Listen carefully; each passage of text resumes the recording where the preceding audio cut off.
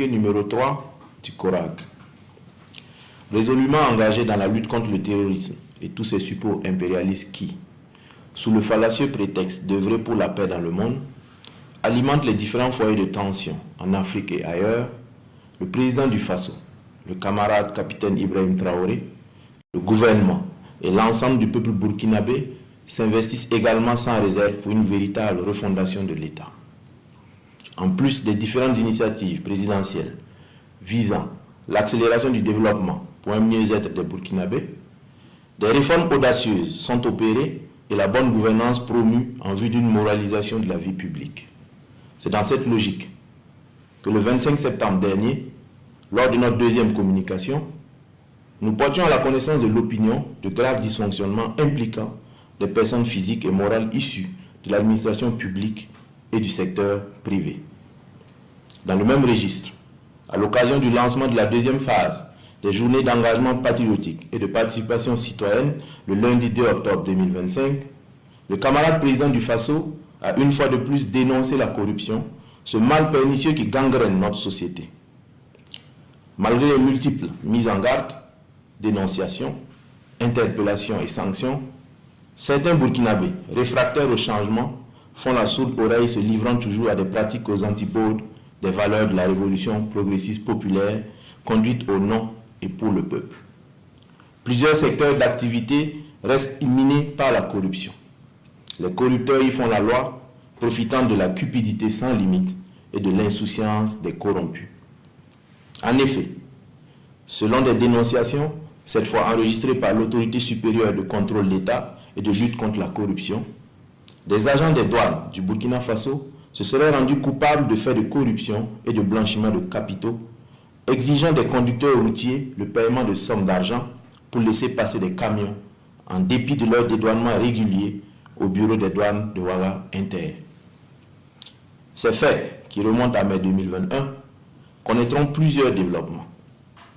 En effet, à la demande de l'ASELC, le procureur du Faso a immédiatement ouvert une enquête qui a permis de découvrir d'importantes sommes d'argent détenues par les mises en cause dans leurs bureaux et domiciles.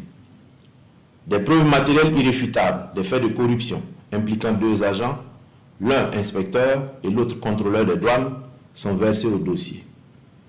La suite de l'enquête a également permis d'interpeller 11 autres douaniers pour les mêmes infractions de corruption et de blanchiment de capitaux. 12 témoins, transitaires, déclarants en douane, transporteurs et commerçants entendus dans le cadre de l'instruction du dossier, confirment tous avoir remis des sommes d'argent allant de 100 à 150 000 francs CFA sans quittance aux mises en cause qui étaient en poste à la coordination nationale de lutte contre la fraude. Comment donc comprendre que des agents de l'État affectés au sein de cette structure censée lutter contre la fraude se rendent eux-mêmes coupables de faits de corruption et de blanchiment de capitaux? Face au rejet en bloc des accusations, ils seront tous confrontés à l'évidence des faits grâce aux images et vidéos les montrant dans une situation de flagrant délit de corruption. La corruption dénoncée en milieu douanier a également pion sur rue dans le milieu judiciaire. Oui, malheureusement, la justice, cette noble institution censée être un repère moral pour la société et les citoyens, se révèle être aussi un univers infesté par plusieurs dysfonctionnements. Plusieurs plaintes et dénonciations ont aussi été reçues par la Commission de régulation des dysfonctionnements ainsi que le cabinet de la présidence du Faso. Ces dénonciations ont trait à la corruption et la concussion dont se rendent coupables des acteurs de la justice, à savoir l'absentéisme, la lenteur dans le traitement des dossiers, l'abus de fonction, le délit d'apparence et l'arrogance vis-à-vis des justiciables. Revenons au cas des agents de douane dont le dossier a été introduit au cabinet du juge d'instruction du pôle ECOFI, en dépit des preuves évidentes versées au dossier, des aveux par reconnaissance par les mises en cause et de la concordance des témoignages, à la surprise générale, un non-lieu sera prononcé par le juge d'instruction en juillet 2024. Ce qui soulève une interrogation majeure sur la bonne foi et la probité des juges ayant connu et traité le dit dossier. Insatisfait de cette décision, le procureur du Faso fera appel de l'ordonnance du juge d'instruction devant la chambre d'instruction de la cour d'appel. Le 27 août 2025, la chambre d'instruction, juridiction supérieure de contrôle, échouera à corriger la première décision malgré le caractère manifestement probant des éléments du dossier. Elle valide un raisonnement qui fait abstraction d'une part de la matérialité de l'infraction, remise et récupération de l'argent, et d'autre part de la concordance entre les images et vidéos réalisées par les enquêteurs infiltrés et les pratiques dénoncées par les témoins.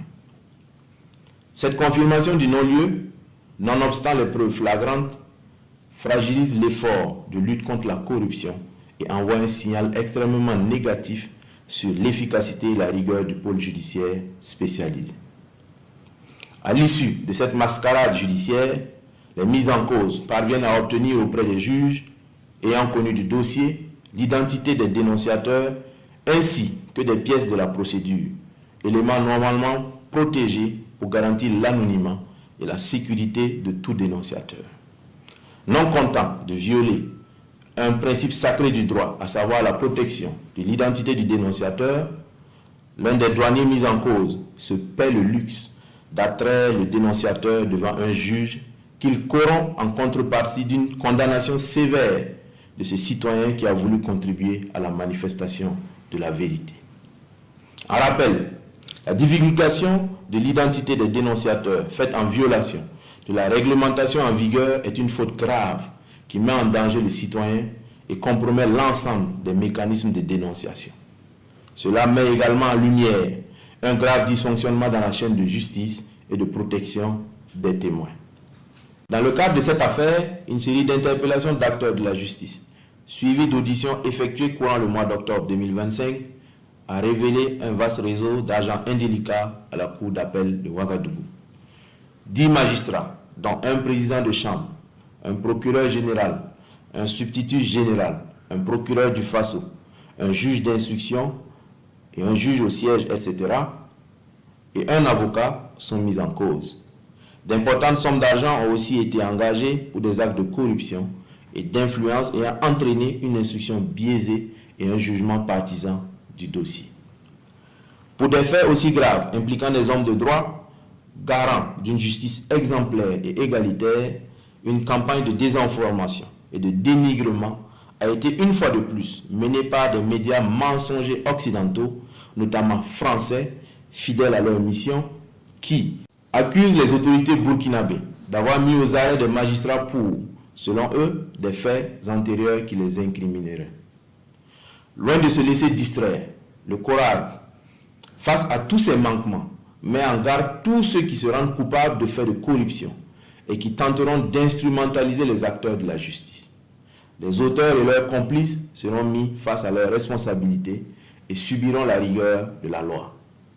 Au nom du principe de l'équité des droits, aucune faveur ne sera accordée à personne. Nous accentuerons la lutte contre la corruption et l'impunité des acteurs judiciaires en exigeant le respect strict des règles d'éthique et de déontologie. Notre conviction est que l'on ne saurait parler de moralisation de la vie publique en occultant celle du système judiciaire. La justice a un rôle primordial dans la protection des droits et libertés. C'est pourquoi les sanctions disciplinaires contre les acteurs indélicats du secteur judiciaire vont se poursuivre sans exclure les poursuites judiciaires.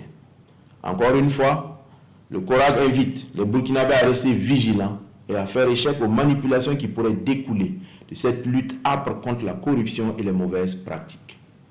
Engageons-nous à bâtir une société burkinabé digne, intègre, juste, prospère et souveraine. La patrie ou la mort, nous vaincrons. Ici s'achève cette édition spéciale. Merci de l'avoir suivi. Bonne suite de programme à toutes et à tous.